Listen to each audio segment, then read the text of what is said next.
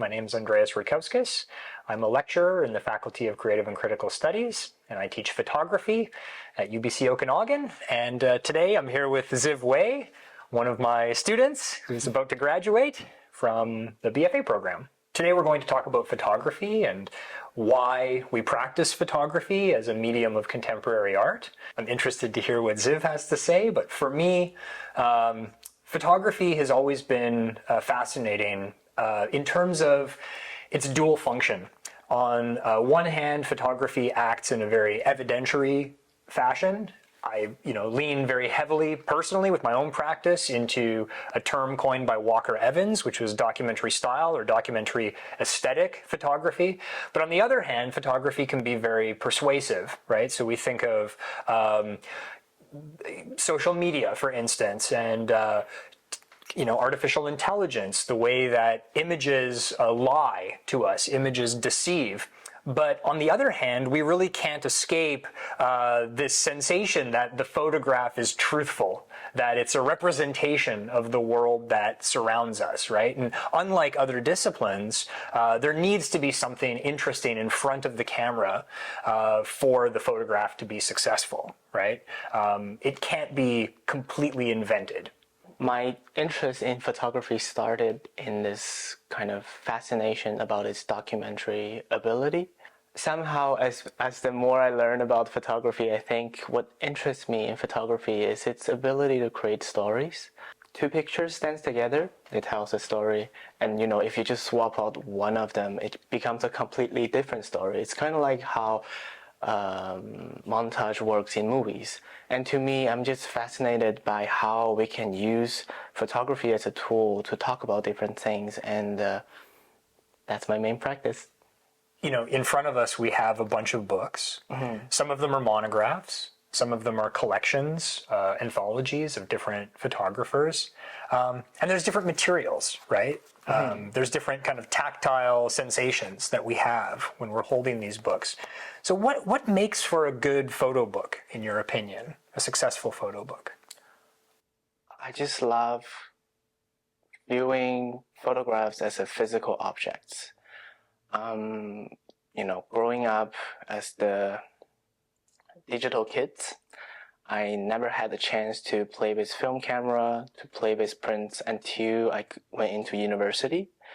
And I think it's the physicality, the tangible nature of these photographs that opens a whole nother door to me. Photographs existed as pixels. Sometimes they just make you feel empty inside. And holding a physical piece of books in your hand, that just makes it feels very different. You can see the different like the images differently, and you can flip this page very naturally, and it creates a natural diptych kind of in your mind, which is really hard to duplicate in a digital world. And also, just the scale of each book is different. Mm-hmm. Like here we have a very nice copy of, what should I say this, like a coffee table book, almost quality, but we also have like zines like this, which is my friend Ari made, and it's a documentation of punk show, which then to me that makes a lot of sense. It cannot be perfect. It has to be printed out in this kind of cheap, small pamphlet kind of quality, which then, like all the roughness, it just makes sense together. And I just think, photo books, there's a whole nother beauty when you put photographs together into books. At UBCO, we still have a black and white darkroom, and students coming into the photography courses would come in at the 200 level, so in second year. And their first interaction with photography in my classes is through film and darkroom. And it's, I like to joke that it's a shared trauma, right? Bonding through shared trauma. But all jokes aside, there's a real profound sense of community that grows out of that shared space.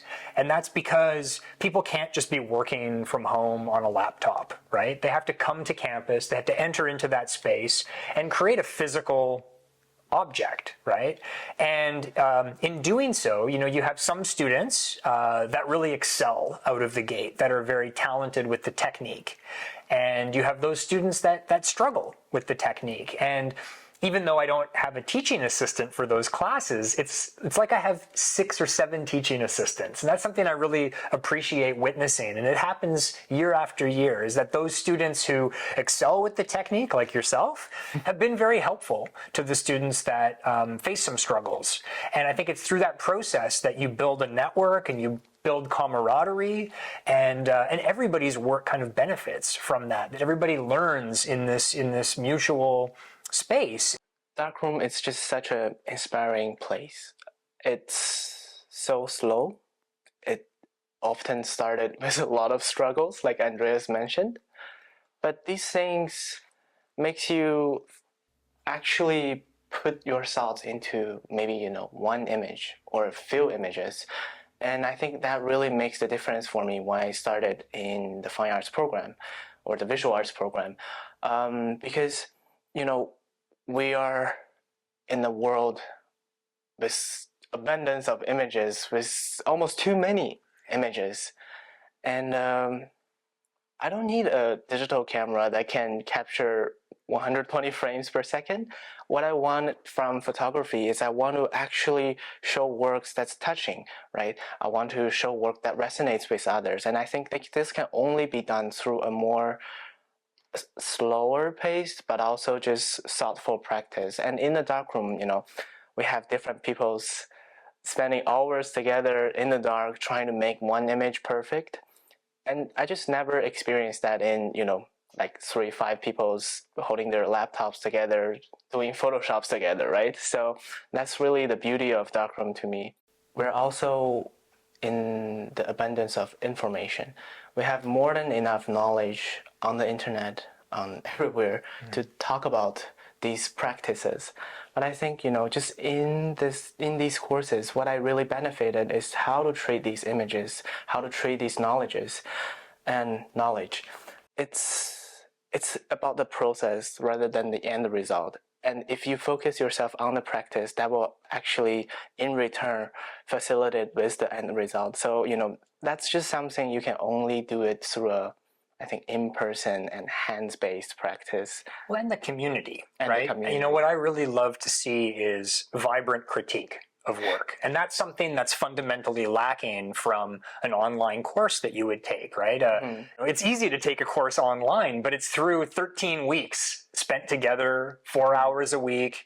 And in those critiques, I think that's really where I can take a step back. I can also provide commentary, but take a step back and really see how your peers view your work and respond to your work. And I like to think that that's a very important element of the courses. It is. I think it's actually just one of the reasons why I love this photography class so much.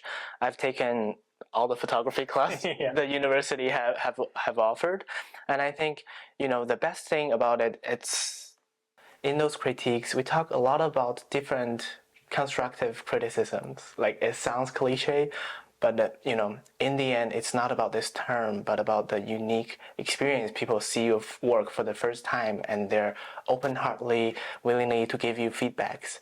And that has just inspired me in a ton of different ways. And also just see so many of my peers' work, see where they're coming from. It's an amazing experience.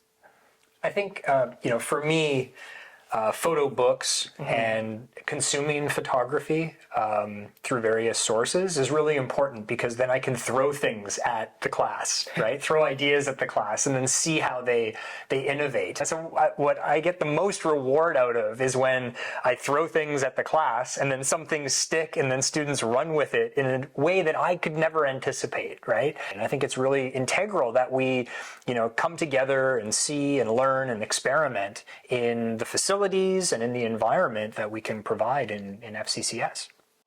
And I think, photography is the place for me. It's where my anchor lies.